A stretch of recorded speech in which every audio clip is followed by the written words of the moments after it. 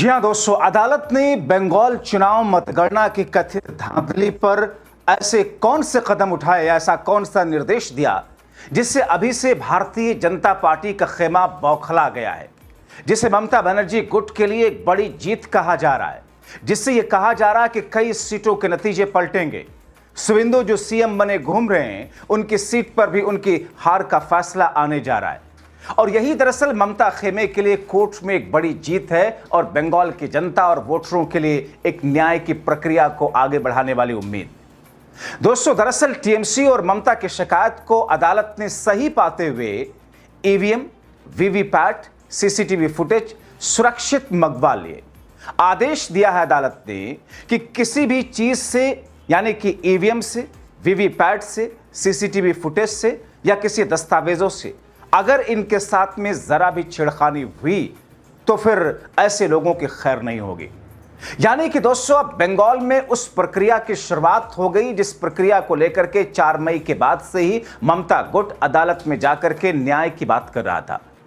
दोस्तों, आपने देखा कि बीते दिनों बंगाल में कैसे 4000 ईवीएम जला दी गई या फिर जल गई, जिस पर खुद बंगाल भारतीय जनता पार्टी की सरकार के एक मंत्री ने क्या कहा था कि वो ईवीएम 10 चुनाव क्षेत्रों में प्रयोग में लाई गई थी। मतलब भाजपा खेमा पहले से ही डरा हुआ था। और अगर ऐसा नहीं था तो फिर उस ईवीएम को लेकर के जहां पर जलाई गई थी या जली थी, क्यों यह कहा जा रहा था कि साहब नहीं, ये तो चुनाव में प्रयोग नहीं हुई, जबकि मंत्री पहले बोल चुके थे। मगर अब दोस्तों, अदालत ने ममता की शिकायत पर खास तौर पर भवानीपुर सीट पर सब कुछ सुरक्षित रखने का आदेश देकर के बंगाल चुनाव की कथित धांधलियों, कथित गड़बड़ियों और उन तमाम चीजों को लेकर के एक निर्देश देकर के ज्ञानेश शाह और सुवेंदु की सांसें अटका दी। मतलब अब सब कुछ सुरक्षित रखे जाने और फिर अदालत में सब कुछ खुलेंगे। दोस्तों, बीते 3 वर्षों से हमने देखा है देश की राजधानी दिल्ली में और खास तौर पर सुप्रीम कोर्ट में ऐसे कई सारे केसेस आए और सुप्रीम कोर्ट ने कोर्ट रूम में ही ईवीएम, वीवीपैट और सीसीटीवी फुटेज मंगवाकर दोबारा गिनती कराई और वो नतीजे जो भारतीय जनता पार्टी उनके समर्थकों के पक्ष में थे, उनके प्रत्याशियों के पक्ष में थे, वो नतीजे पलट गए और बड़ी जीत हुई। यही दरअसल ममता खेमे के लिए एक बड़ी जीत है। दोस्तों, आपने देखा था कि कैसे बंगाल को केंद्रीय बलों और फोर्सेस द्वारा घेर कर पहले मतदान करवाया गया, जिसके सीसीटीवी फुटेज नहीं दिए गए। फिर मतगणना केंद्रों पर ममता के साथ में क्या हुआ था, 12 राउंड तक ममता बनर्जी जीत रही थी, अचानक सुवेंदु जिता दिए गए थे।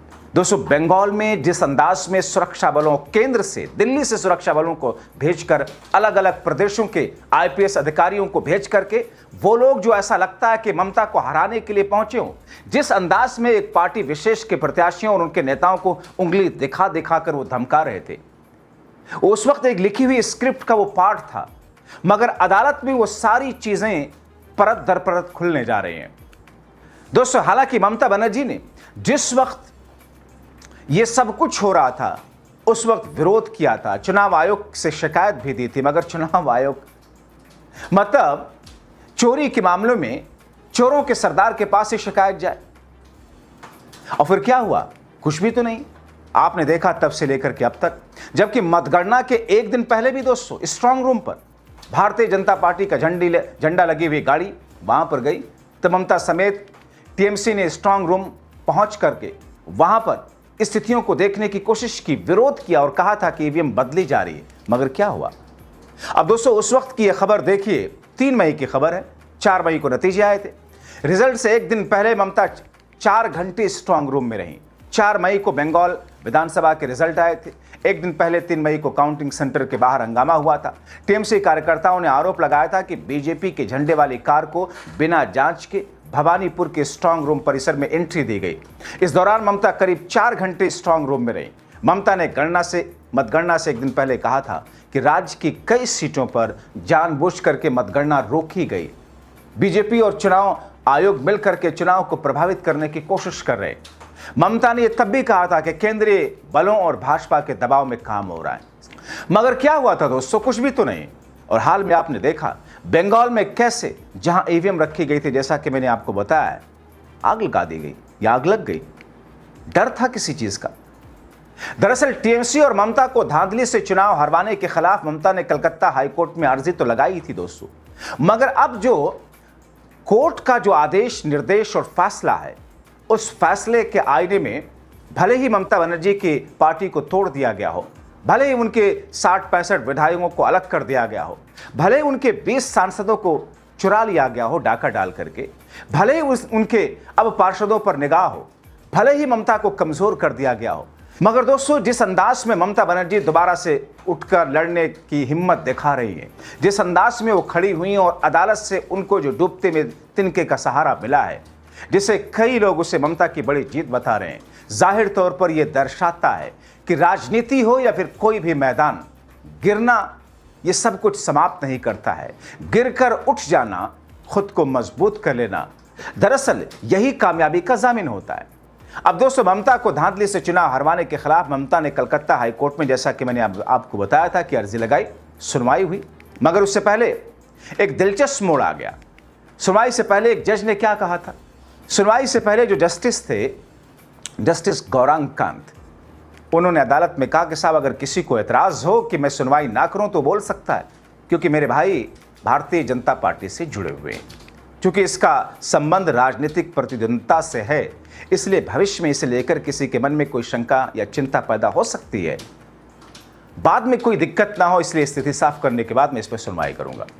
हालांकि ममता बनर्जी की तरफ से अदालत में पेश हुए वरिष्ठ वकील कल्याण बनर्जी ने एक सकारात्मक प्रतिक्रिया के तौर पर कहा कि हमें किसी तरह की कोई आपत्ति नहीं, न्यायाधीश और न्यायपालिका पर पूरा भरोसा है।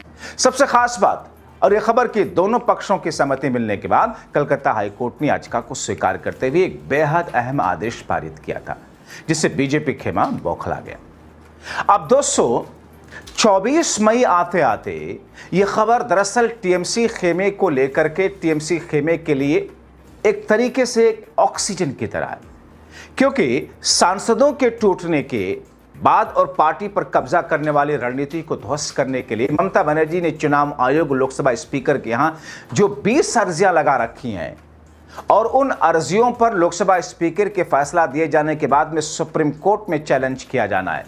कानूनी जानकार बताते हैं कि भले ही इस वक्त लोकसभा के स्पीकर भारतीय जनता पार्टी के हिसाब से ही फैसला दें, मगर सुप्रीम कोर्ट में मामला पलटेगा और जितने सांसद गए हैं अवैध होंगे पार्टी में मर्जर को लेकर के, क्योंकि वहां तकनीकी फॉल्ट है। जनप्रतिनिधित्व कानून 1951 या फिर 10वीं अनुसूची और फिर उसका क्लॉज 4 जो कहता है, उस हिसाब से ये सारी स्थितियां धराशायी होंगी। तो वैसे में एक तरफ ये सारे के सारे बिंदु और दूसरी तरफ ममता बनर्जी के लिए हाईकोर्ट में जो कहा, हाईकोर्ट ने कहा कि साहब भवानीपुर सीट पर वोटिंग के सभी इलेक्ट्रॉनिक और भौतिक रिकॉर्ड पूरी तरीके से सुरक्षित रखे जाने ही जाने। चुनाव के दौरान सीसीटीवी फुटेज, ईवीएम, वीवीपैट मशीनें शामिल हैं। किसी भी रिकॉर्ड को अगर नष्ट किया गया तो यह कानून का अवमानना होगा। अब इसके लिए अदालत की अनुमति की सख्त जरूरत होगी। दोस्तों सुनवाई के दौरान कल्याण बनर्जी ने कहा था कि 12 राउंड तक ममता बनर्जी आ गए थे। 13वें राउंड में शुभेंदु अधिकारी पहुंच गए थे काउंटिंग हॉल में, भारतीय जनता पार्टी के प्रत्याशी के एजेंट को बोल करके हमारे प्रत्याशी को वहां से हटा दिया था। ममता बनर्जी भी वहां पर गई थी। क्या कहा था उन्होंने आकर के बाहर निकल करके कि मुझ पर अटैक किया गया, मुझे धक्का दिया गया, मुझ पर लात मारी गई। मगर दोस्तों हैरानगी क्या है?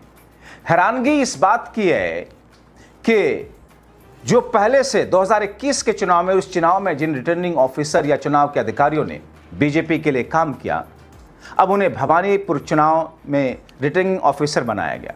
उन्हीं को 21 वाले को शुभेंदु अधिकारी की बात उन्होंने सुनी, किसी की बात नहीं सुनी। जबकि शुभेंदु अधिकारी मुख्यमंत्री जब बने तो उन्होंने इस रिटर्निंग अफसर को सीएमओ कार्यालय का संयुक्त सचिव बना दिया। मुख्य चुनाव अधिकारी को बाद में मुख्य सचिव बना दिया गया। सुब्रत गुप्ता जो स्पेशल पर्यवेक्षक थे, उन्हें भी विशेष सचिव बना दिया गया। यानी कि दोस्तों ये सब कुछ एक सुनियोजित तरीके से सब कुछ चल रहा है। मतगणना में गड़बड़ी हो जिसके आरोप हो, या फिर मतदान के वक्त में जो स्थितियां देखने को मिली, और अब अदालती कार्रवाई, जाहिर तौर पर ये वो स्थितियां हैं जिसको लेकर के ममता गुट के पक्ष में एक नई एनर्जी के संचार और एक ऑक्सीजन के तौर पर इसे राजनीतिक जानकार और देश के बुद्धिजीवी देख रहे हैं। तो फिर ऐसी स्थिति में आगे क्या इंतजार करना होगा? आप क्या सोचते हैं? इन तमाम कड़ियों को जोड़कर अपनी राय कमेंट बॉक्स में जरूर लिखें।